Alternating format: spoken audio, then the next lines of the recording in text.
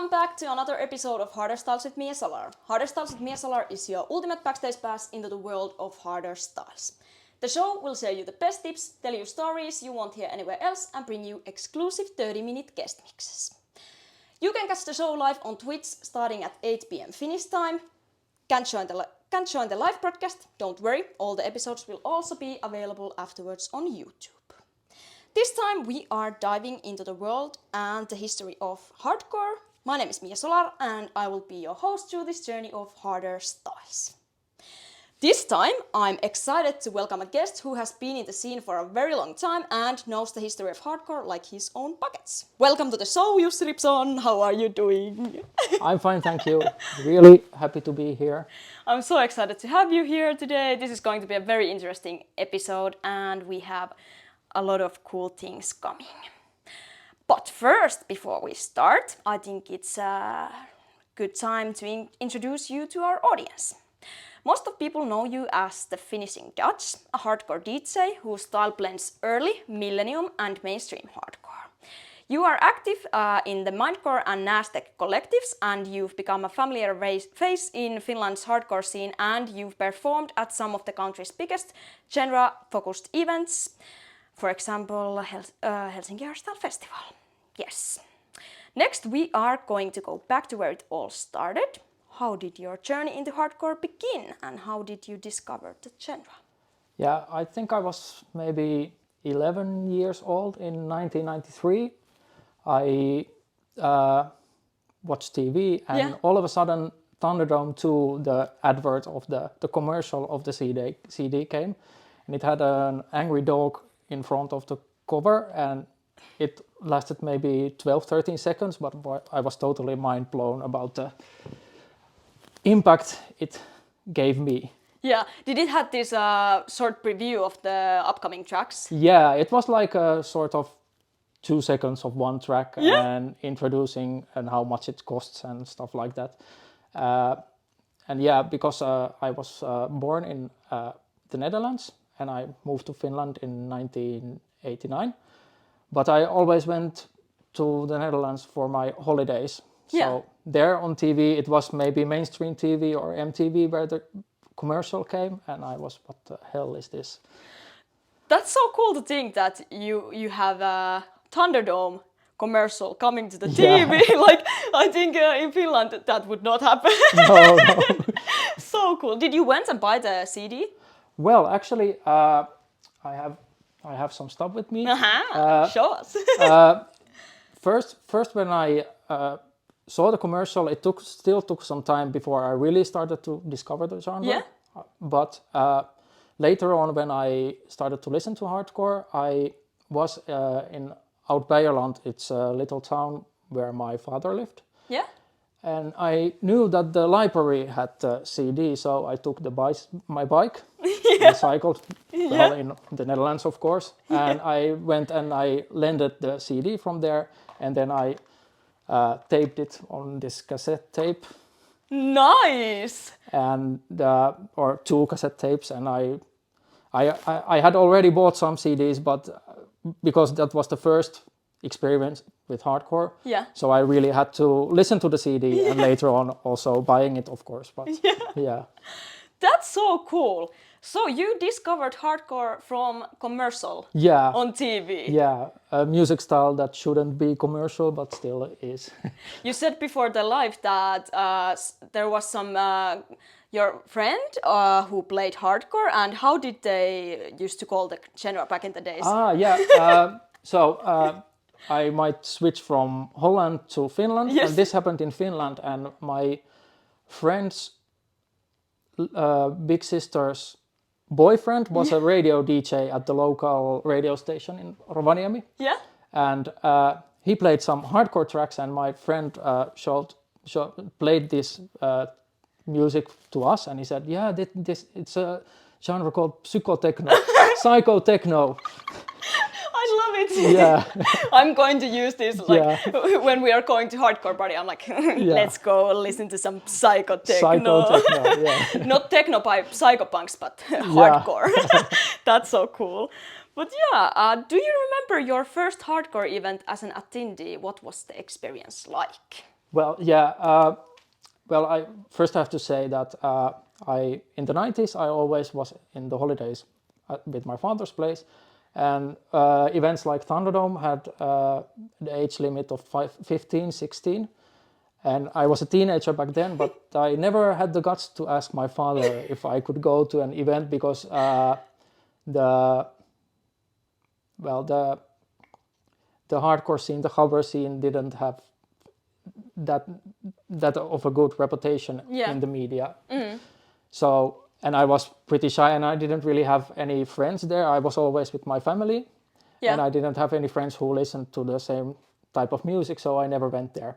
But yeah, my first event was in Finland. Yeah. I was 18 then. It was in the year 2000. Yeah. And there was an event in Gloria I think it's shut down nowadays, but Gloria in Helsinki, called Inquisitio. Nice.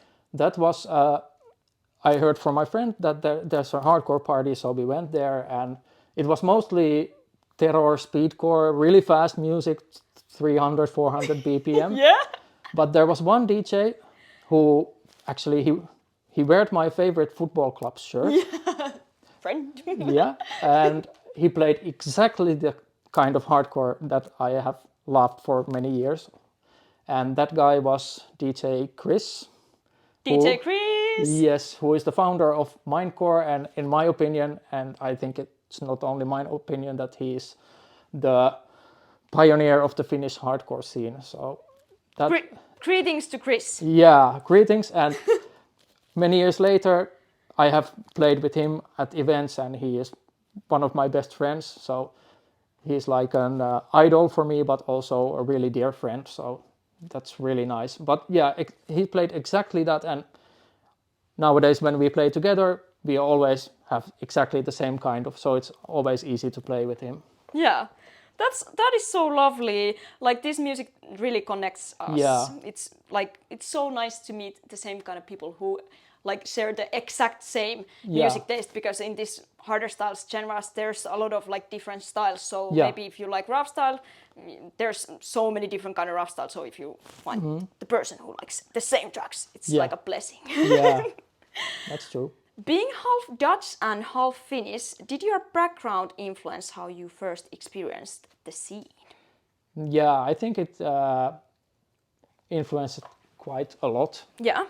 Because, well, in Finland also, there, for example, the Thunderdomes, Earthquakes, you could go to the record store and they had the new ones. But when I was in Holland, I always collected the more rare compilations that you couldn't get here. Yeah. And the genre is really the hardcore scene, and the music, the early hardcore and everything is, I think, originated in the Netherlands. So, of course, it influenced quite a lot. Yeah. And also later on at events and as an attendee or as a DJ, it's always easy to connect with the Dutch DJs. Yeah. So, because we have the same language, it's also always easy to connect like that. Can you say something in Dutch? Natuurlijk, ik spreek ook Nederlands. Het is mijn tweede taal. Ik ben tweetalig, Fins en Nederlands. I don't have a clue what you just said, but I agree. It's almost it's my mother tongue, and it's almost at the same level as Finnish. Nice. Yeah. Nice. Well, how did you start DJing, and what inspired you to pursue this path? Like I said, I started to listen to hardcore quite early, but when I get something that I'm interested in and start doing, then I go 100% and I only do that. Yeah. But to start that thing, that was sometime that took really some time, because I started DJing in 2013, maybe 2014. So it took 20 years for me to really start doing the thing that I was dreaming of. Yeah. And my friends were asking, they had a studio where they DJ and make music. People like Efi Altes, Ceratep, Oni, Whaley, many known DJs in the scene, they were asking if someone would like to join. So I thought, what the hell? I joined that, and after that, yeah, I only did mixing for all the time. I was trying to get to study to a school, but all the time went to mixing it all my spare time. And I started making mixtapes, and I still love making mixtapes the most, because then you get more to play the more rare tracks, maybe not the tracks you play at the event, and it's some kind of showcase of what you do. Yeah, that is true actually, that the tracks you choose to put on a mixtape, they're different than the ones that you want to play live. Yeah.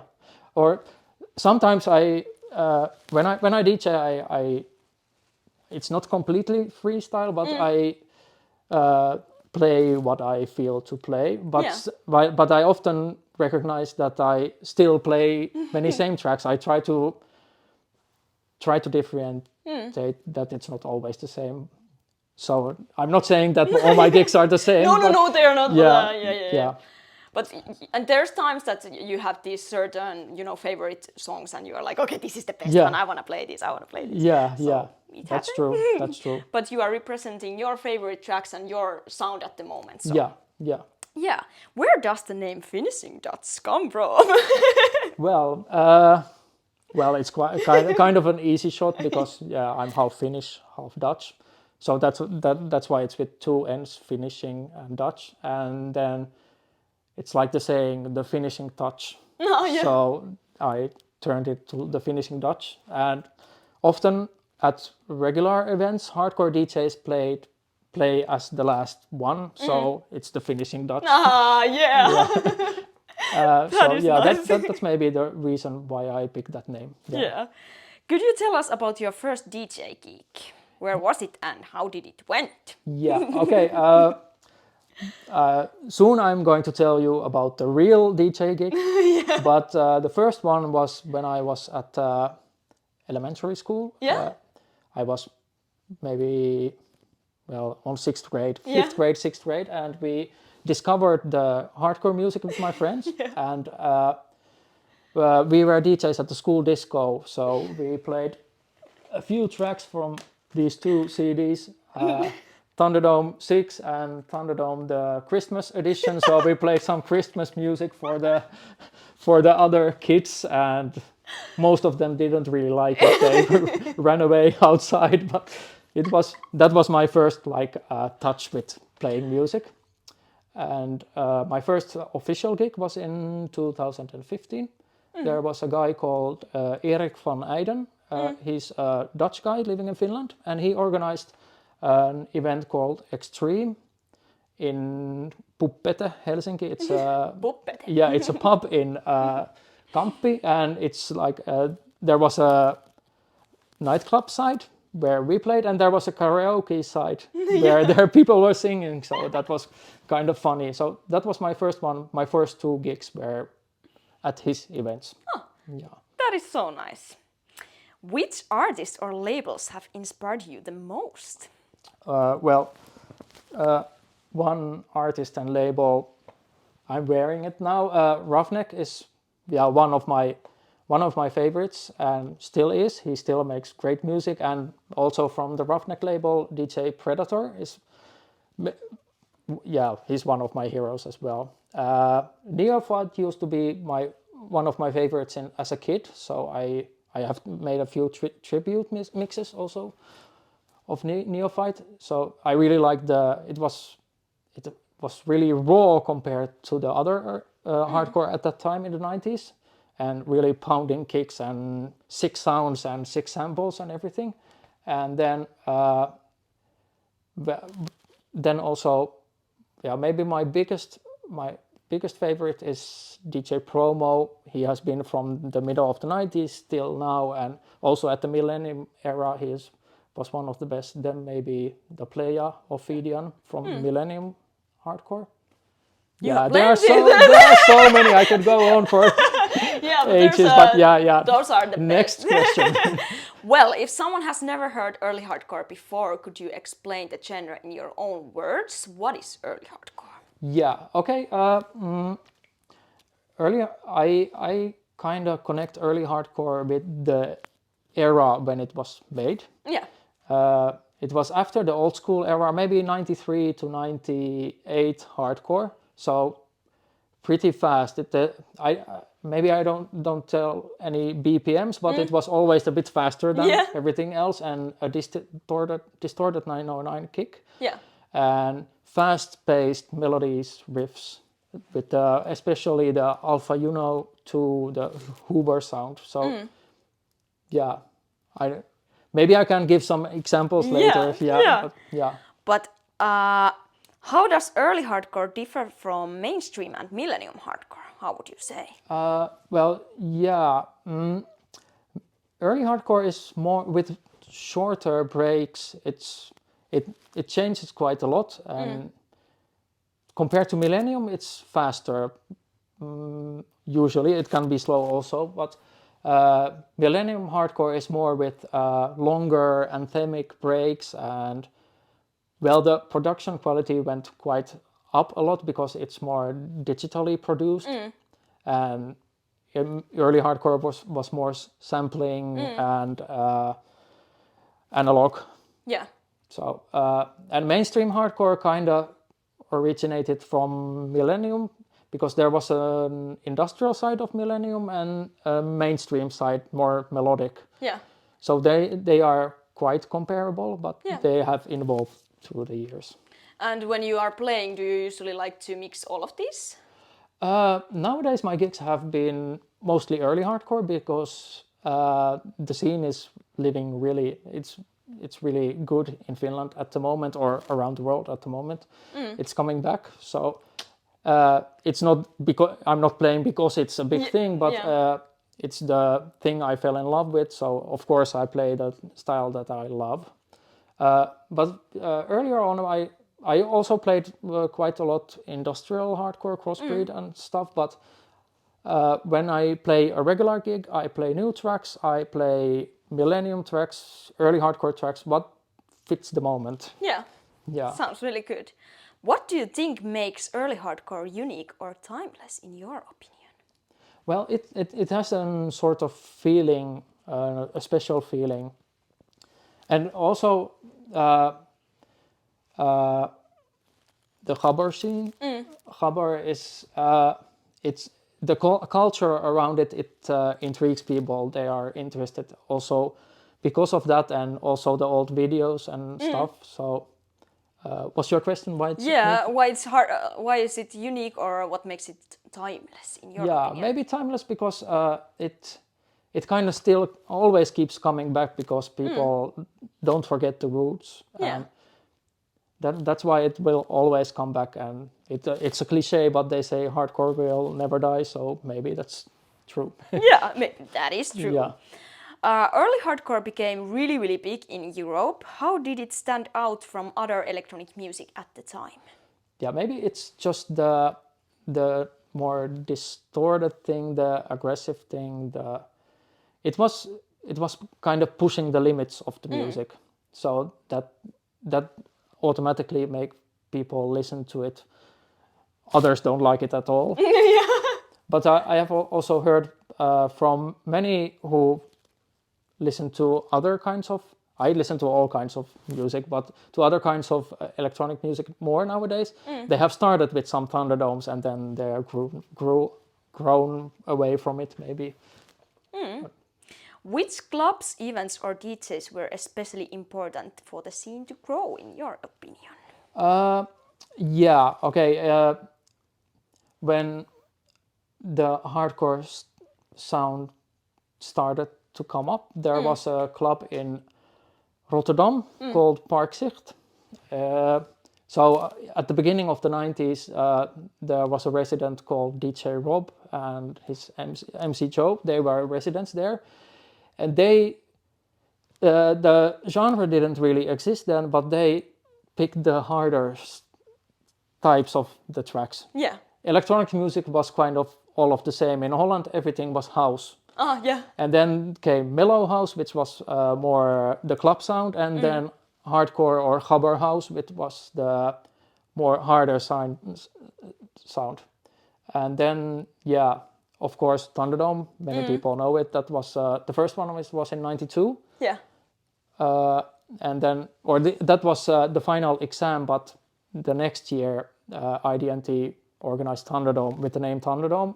And then they also started to release the CDs. So that's quite big. Also,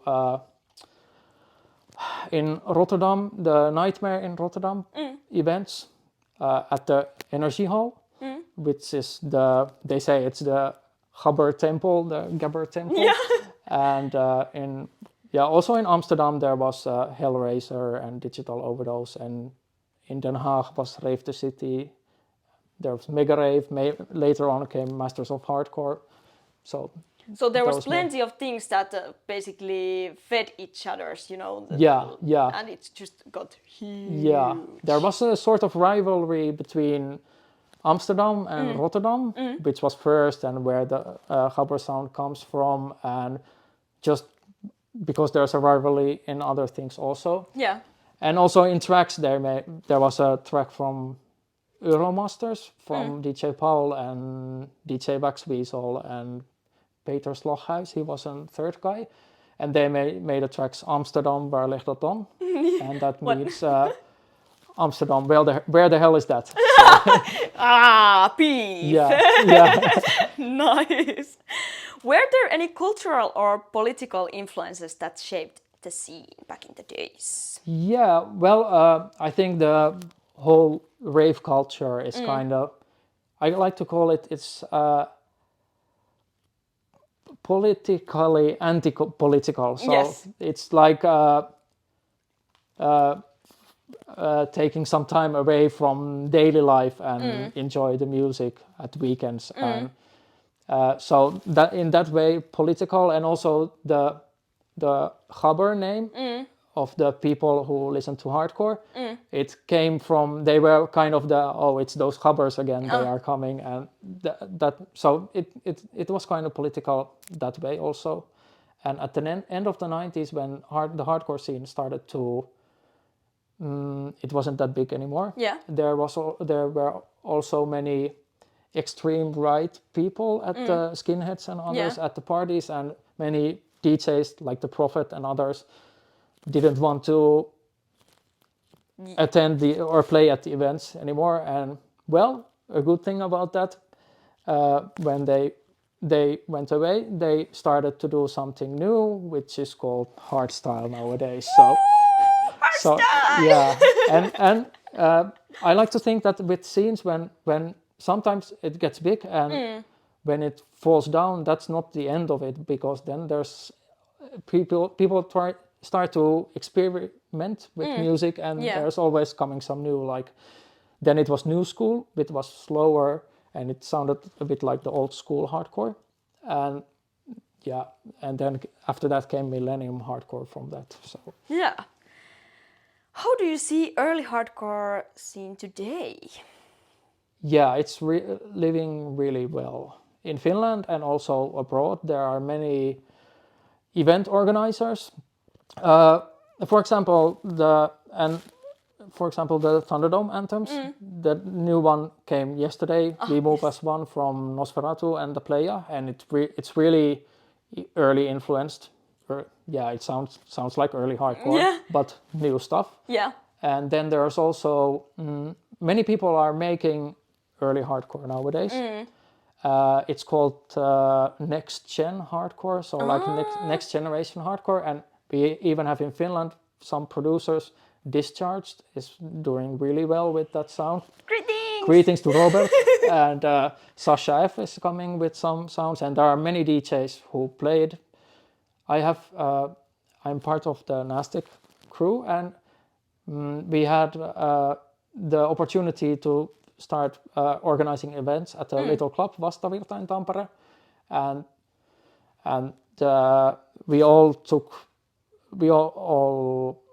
everyone could design their own event, and my one was the Gabber Gathering. Oh yeah, it's yours. Yeah.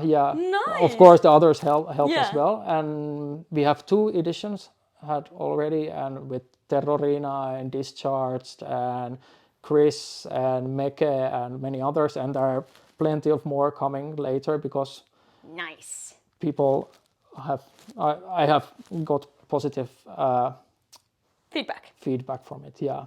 So make sure to follow Nastek and Jussi, the Finishing Dutch, on Instagram, so you know when is the next Gabber gathering coming. Yeah, and if you want to play at the events, just send me a mixtape or something. And I have been thinking of many people. Maybe you don't know it yet, but I want to give new people a chance to play at events also. There's possibilities waiting for you guys. Yeah. That is so nice. What is it like being an artist in this niche? Has it changed over the years? I don't really know. Well, you have to maybe. Well, I started pretty late with DJing, so there was the social media back then already. But it's you really have to push yourself to get recognized. Maybe for me it's hard. I don't like to send messages to people and to hey, book me. I try to do it with my own events or events with friends or making mixtapes or just performing, and if I get gigs after that, then I'm happy. Yeah. But social media has changed a lot, the industry overall. I think it has affected a lot. Yeah, for example, making videos, I was really scared of making some videos to social media, but now I have practiced it a little, so I'm starting to get used to it. Yeah, but it is when you when you put the video on taping, you're like, oh. What was my name again? Yeah. It's so weird, sometimes it can be like that. But if you could go back to one legendary rave or early hardcore event, which one would it be? Yeah, well, I haven't been there myself. I kind of think of events where I have been. It's a one-time experience, but one that I would like to go to what would be Thunderdome 96. I have the live CD of that event and I really fell in love. It was one of my biggest inspiration in hardcore. So, and I have heard so many good things about it. So that one, and maybe an event in the Energy Hall would be awesome. I wish we could turn back the time. Yeah, but we can also make it our own. Yes, that is true. You have collected hardcore magazines like Thunder and Strobe. You have them with you here today. Yeah. What do these magazines mean to you personally? Yeah. And what can they tell us about the early hardcore scene back in the days? Yeah. So All right. Tell a little bit. There's Santa Claus. Yeah. So yeah, some people might recognize who this is, Dark Raver. So yeah. Well, I start with Thunder magazine. It was really from ID&T, the makers of Thunderdome and Earthquake and stuff. They had a magazine completely about hardcore. So it had release reviews, music reviews, and interviews, and columns from BuzzFuzz and Rocks and others. Yeah. DJ Weirdo, and so. For me, these were really important because I have my Dutch language. Yes. So I just kept on reading, and every time when I went to Holland, I bought the newest ones. So I have a collection of these. Have these been printed also in English? No, it was in Dutch only. Okay. Yeah, there has been a new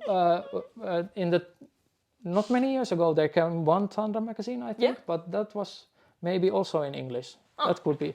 And yeah, this other one, Strobe, my father and stepmother, they tilata. Order it. Yeah, ordered this. I got a bond. Yeah, so they ordered it for me. So every time when I went to Holland, I had these magazines to read. Nice. And this one was more about electronic music in general. Yeah. Though hardcore was so big, hardcore was so big in Holland that it was mostly about hardcore, but also about trance, house, techno, everything. So this was also a really Yeah. But I think these cover pictures says it's all like Yeah. like there's a people without no hair Yeah. and they have the capper look. Yeah. Yeah. But yeah, I kept reading this, and have always been like that. If I'm interested in something, I have to learn everything about it. And my friends at the gymnasium laughed because they could tell a track name, and I could say, okay, it's on Thunderdome, Yeah. that one, and that track number 5. So I remembered everything about it. That is Yeah. dedication Yeah. for sure. But yeah, that is really, really cool. Maybe if somebody wants to read those, they need to have. Oh, but nowadays you have AI, so you can take picture and maybe the AI can translate the Dutch language to English. Yeah. Maybe Could be. because if you don't know how Yeah. to speak or understand Dutch, Yeah. they can. Maybe if you know German, you can understand a little bit. And I landed one which had things about speedcore Nice. to Avaruussetä. Yes. He's the founder of Kovaydin, and Yeah. he landed it, and he has lived in Holland in the 90s Yeah. for a year maybe, so he could understand a bit what it was saying. Nice. But let's talk about Mindcore and Nasdaq, because you are involved in both collectives. Yeah. Could you tell shortly about these collectives and what is your role in them? Mindcore. Yeah. Let's start with that. Yeah, Mindcore. It's the first event was 20 years ago. Yeah. So Mindcore, it was in 2005, and Mindcore has brought artists like Angerfist, I think 3-4 times, and the Playa, Promo, and Amnesis, and many other artists to Finland. And I have been honored to also be part of Mindcore. Not from the start, but I was asked to come there maybe 2015. Yeah. And What is your role in the collective? we nowadays we plan the events mostly with Bailey. Yeah. And I have been more with organizing in Tampere. Yeah. We have had Kore Picnic. It's an outside event, a picnic event, together with Kovaydin and some other events also in Tampere. And then we plan together. There's one coming really soon, or actually 2. There's one that we are involved in. Can you tell something more? Well, you will know soon. But yeah, nowadays we have organized a little bit smaller events. Yeah. But still we are trying to keep up with the scene. And last time we, as Mindcore DJs, I, Chris, and Cheratep and Oni, we played at Helsinki Hardstyle Festival, an Haber History early hardcore set. That was Millennium cool. hardcore set. So thank you Proteus for also inviting us to play there. And yeah, so we are trying to keep up with it. Yeah. What about Nasdaq? Shortly. What kind of events and what is your role? Yeah, Nasdaq is a free techno event organizer. So we organize underground events, free underground events at outside locations. Nice. In the summer. And it starts at 10 o'clock and it ends at 7, 8 o'clock or something. And it's really cool. It's not only hardcore. I usually play early hardcore stuff, and we have a really good family there together. Yeah. And then now we have also organized some events at the Vastavirta-klubi in Tampere. That was every Wednesday in the summer, and we are continuing it. And if you follow Nasdaq or Kesäkeskiviikot Vastavirralla, then you'll get more information. And we have merchandise. We have second-hand clothes. We print our logo on it and we sell it to people because our events are free, but we still need money to keep it up. So, and then we have also a magazine called NAVS. Nice. We have 2 editions. I love that. Yeah, it's like it has everything. It has reviews and about the scene, and it's more like humor based. And I haven't been making this yet, but we have many like Teija, Anni, many others who have contributed to this. Yeah. And you can find them, and I want to give you these 2. Thank you so Those much. are for you. I appreciate this, Yeah. as you can imagine. This is so cool. Now I have my own Strobe / Thunder magazines, but they are from Finland and they are in Finnish, so I can understand them. Yeah. Yes, this is really nice. I'm so happy that you are doing this because printed, like written journalism is... It has a place in my heart, so I really appreciate it. Thank you so much. That was friendly. Thank you for having me here. You are also a teacher. Yeah. So, as a teacher, have you ever discussed hardcore with your students? When I'm studying to be a classroom teacher. Yeah. I have worked as it and also as a teaching assistant. So some pupils, because I teach little children at elementary school, so some have noticed that I play music, so they have followed me on SoundCloud or something. Nice. And then I also work as a Dutch teacher to children who also speak Dutch at their home as a second language. Nice. And one time we had a lesson about music, so they had to find out 5 artists and tell about them. So they 2 siblings, they made an presentation about it, and they had 5 artists. One was Hardwell maybe, and one was Headhunters and Angerfist also. So that was pretty funny. And then they had to track from an Angerfist Solid Stigma. They found it, and they asked if they could play them, but I knew the vocals of the track, so I thought maybe not this time. Maybe it's not good to play the hardcore track. So yeah, that's funny. And one time, those same siblings, they asked me if I'm a DJ. Yeah. And I said, yeah, how do you know? Yeah, our father told us that you are DJing. So funny. So that was funny, yeah. Maybe you can go to disco play again. Yeah. Back to the roots. Yeah. In your experience, what has been the hardest part about working in the music industry? For me, it's still a hobby. So I don't really think it's... if I need to make a profession of it, then it would be hard. But for me, it's a hobby, so I do what I can, and I enjoy going to events, I enjoy playing at events, I enjoy organizing it with friends, and so I don't really think it's... For me, it isn't hard. Maybe it's hard to keep up with others in the scene, but I think it's always good when there's new people coming, so I'm happy to see others as well, to get the experience how it is to DJ.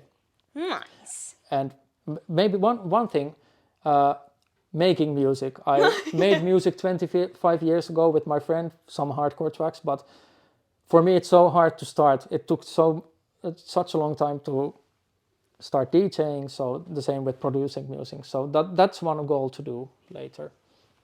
Producing music. Now you have said it out loud, so you have the pressure to... Yeah, we have actually talked it with Chris. Maybe we are starting to do something, but it will take some time because... Nice. Yeah. That sounds really good. Rohkaisen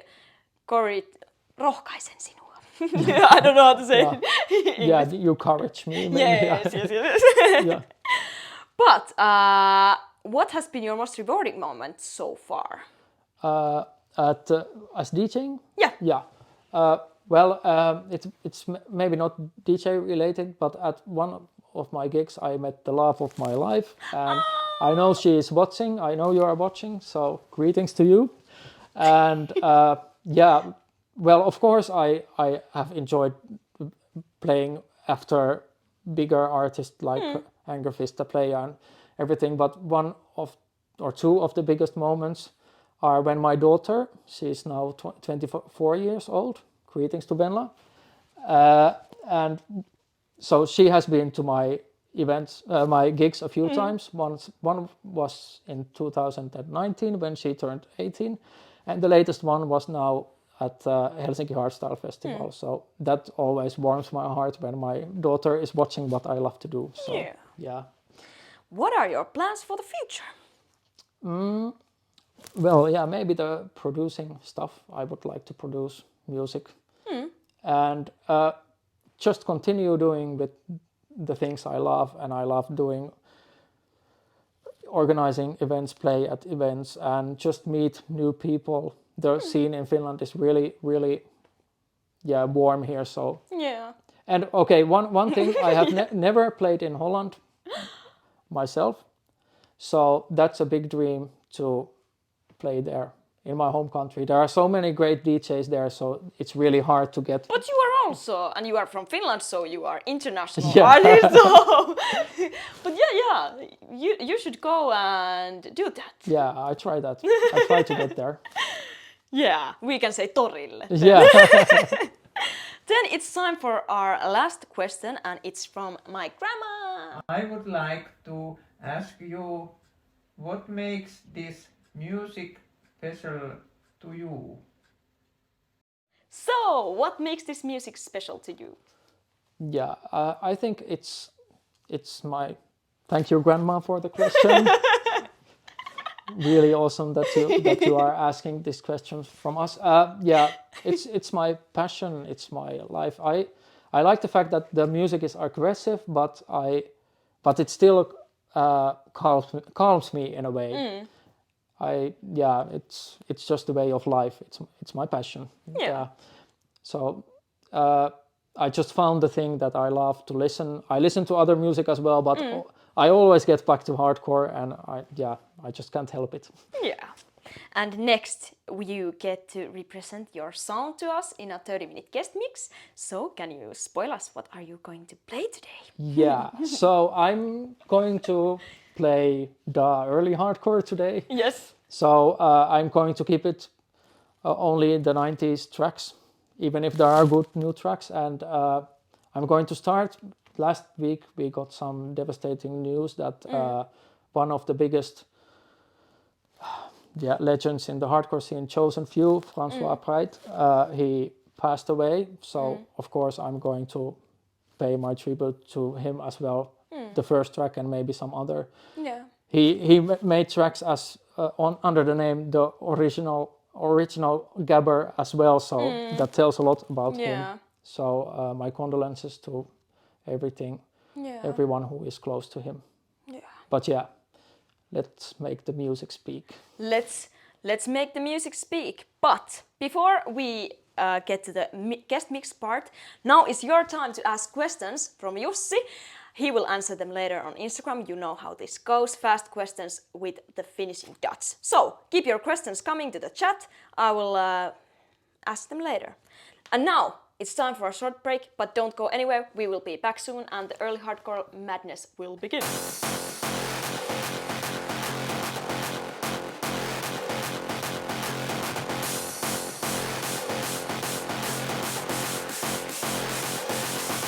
The rhythm.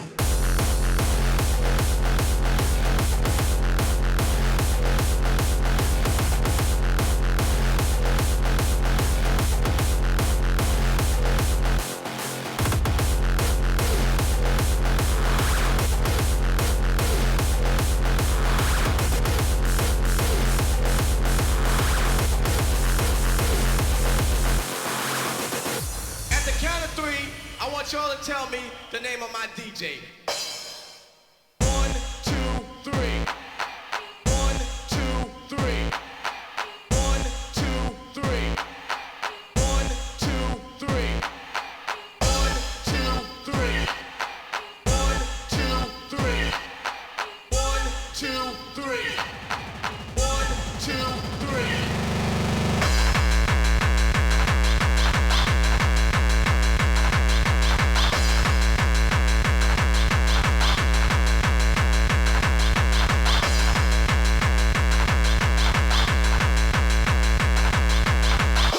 Show, analyze how the sound flow on the down low. Fuck around, lay around, ho.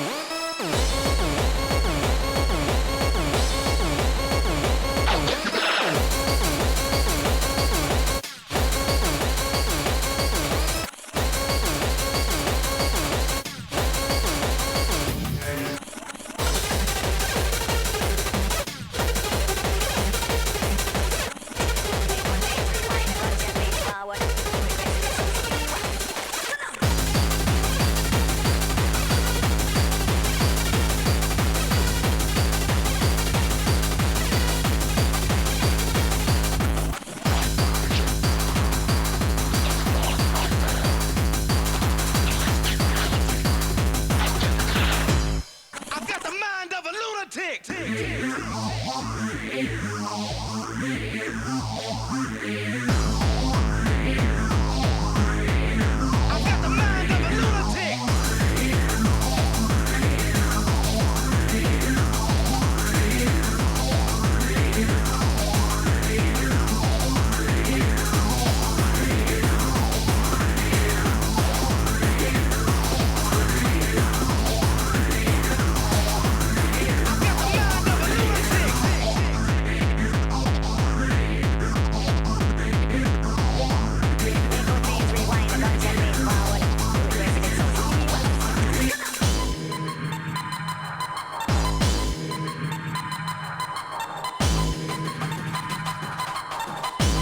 I've got the mind of a lunatic.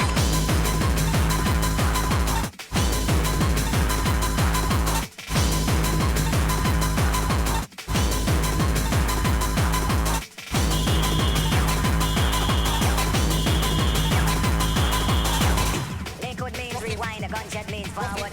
You requested it, so Don't we fuck rewind. with a roughneck.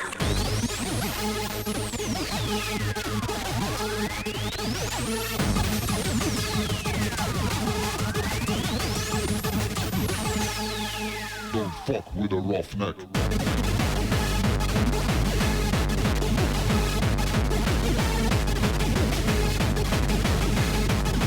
Don't fuck with a roughneck.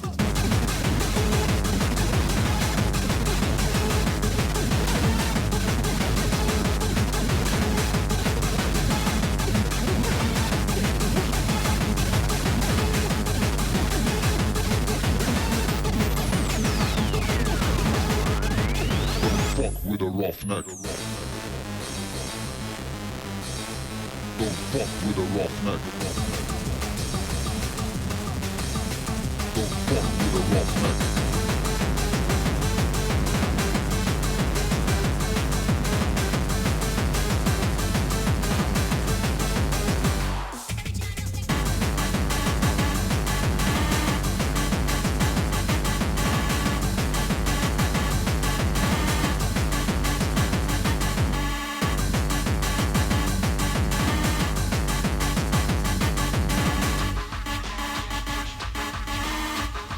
Don't fuck with a roughneck.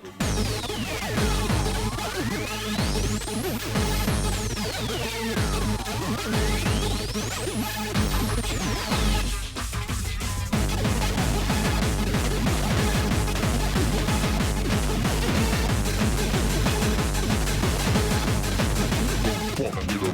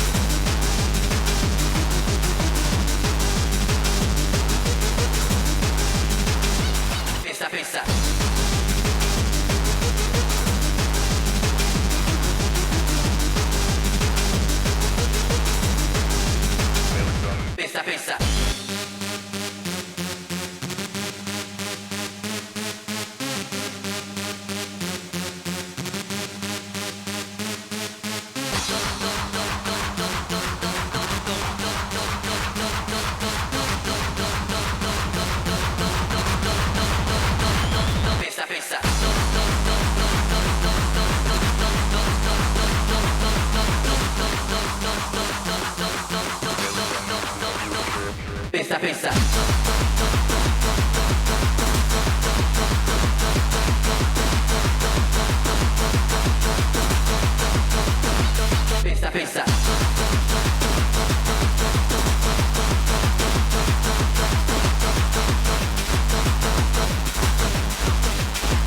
Pizza, pizza.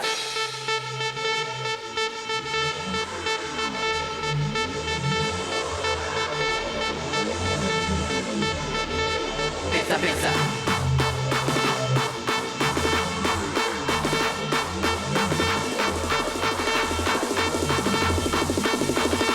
Pizza, pizza.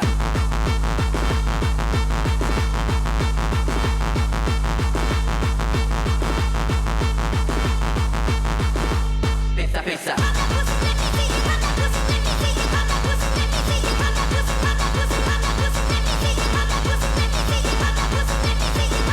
Pizza, pizza.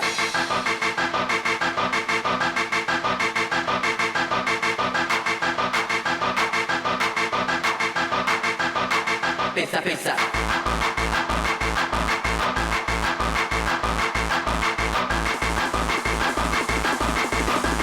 Pizza, pizza.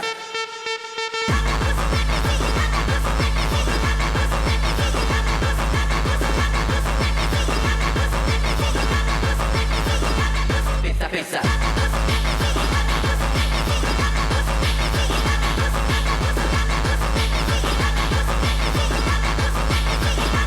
Pizza, pizza.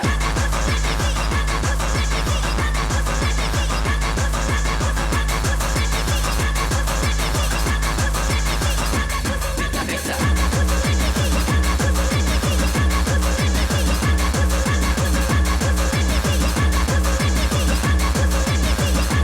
Pizza,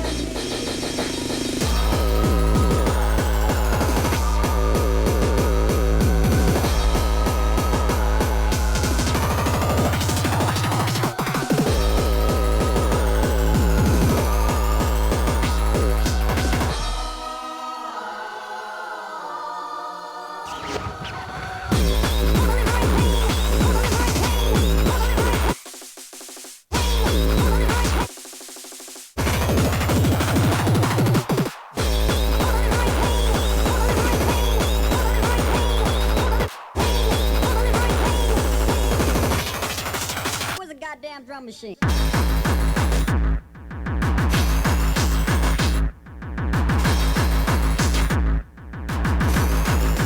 Where's the goddamn drum machine?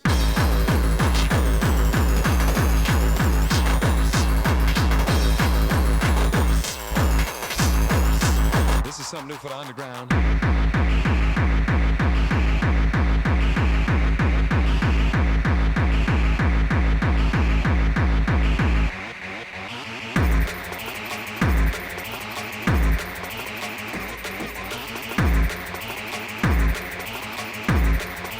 This is something new for the underground.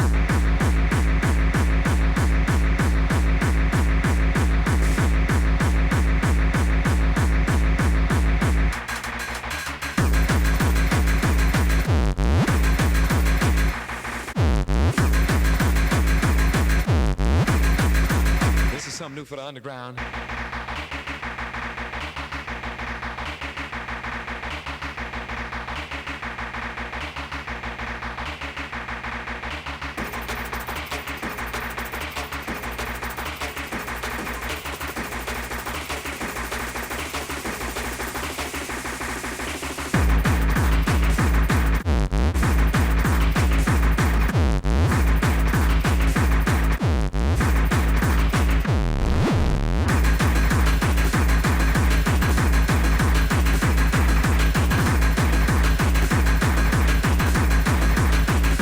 Here it is.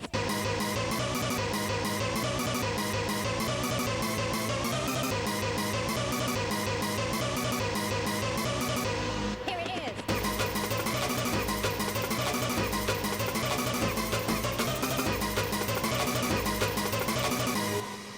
This is something new for the underground.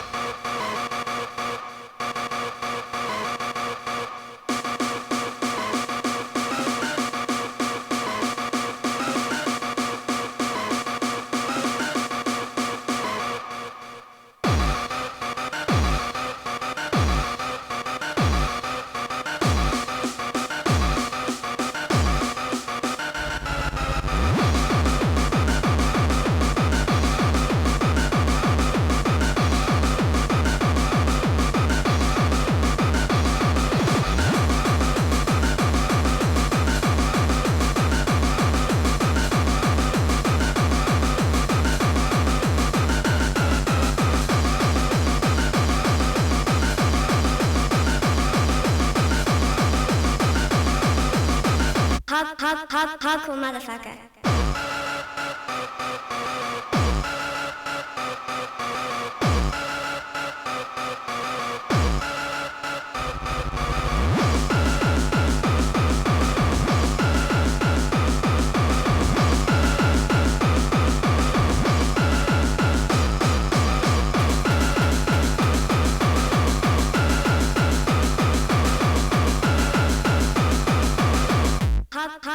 Hardcore motherfucker.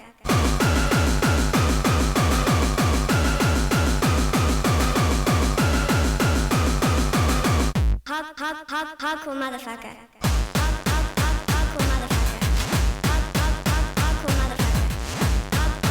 Hardcore motherfucker.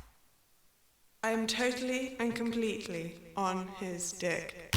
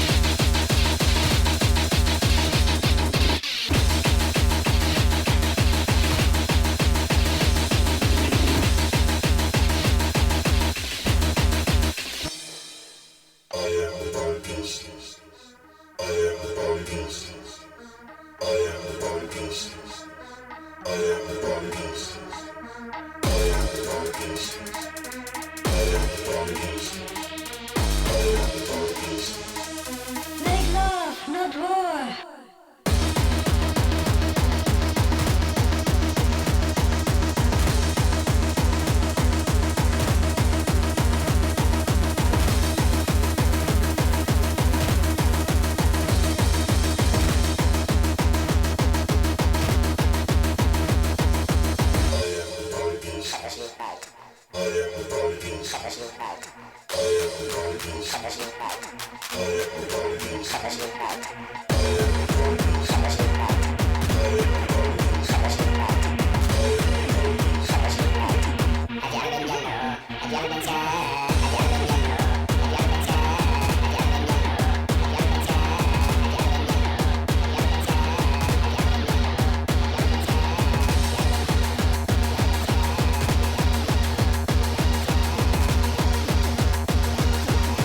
love, not war. Make love, not war.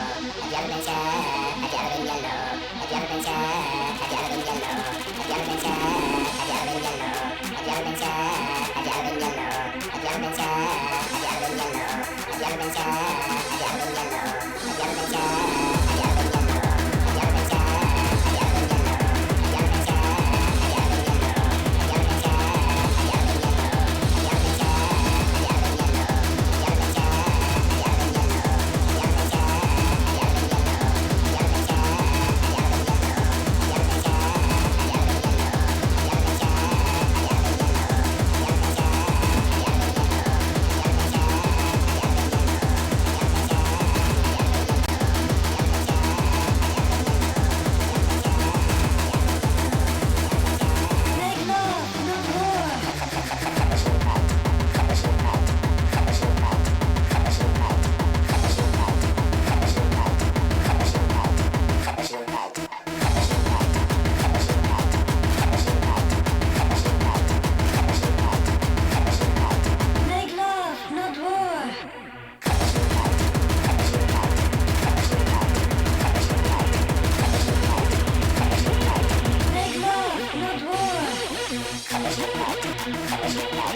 Make love, not war. Make love, not war. Make love, not war. Make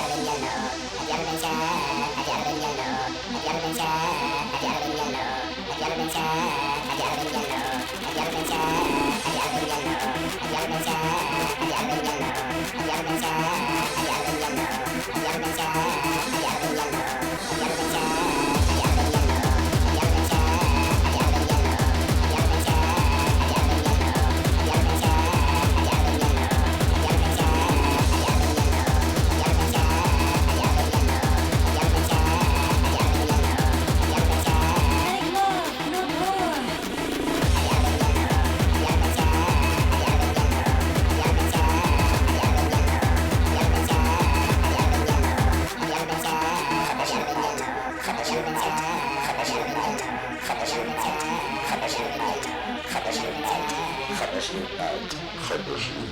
Make love, not war. That's how you do an early hardcore set. Amazing! Thank you so much, Jussi. You are rock star. Thank you for the opportunity. It was amazing. Did you enjoy it? Yeah, I loved it. We could see it. You got a lot of greetings from the audience. Okay. I will tell them to you after the live. Okay. But you got greetings. Nice to hear. And Yeah. I promised to send Haxo. Another Haxo. Yeah. Yay! Hug to everyone and a hug to you. Thank you so much for joining us Thank today, you. Jussi. It was really, really nice. We hope you all the best, and we can't wait to hear everything about your upcoming projects and things, and maybe productions. Maybe. Who knows? But it will take time. Yeah, but who knows? Yeah, who knows? Also, remember to follow Jussi on Instagram, the Finnishing Dutch, so you know what's coming next. And please subscribe to this channel and follow me, Miia Solar, on social media, so you know what's coming next with the Hardest Styles with Miia Solar things and with my own music things. Thank you so much for joining us today. Next time we are going to go and see behind the scenes when it comes to building the Resistance Festival, which will be on in 2 weeks. So, see you next time. Good night. This was Hardest Styles with Miia Solar. Until next time. Good night, everyone. Good night.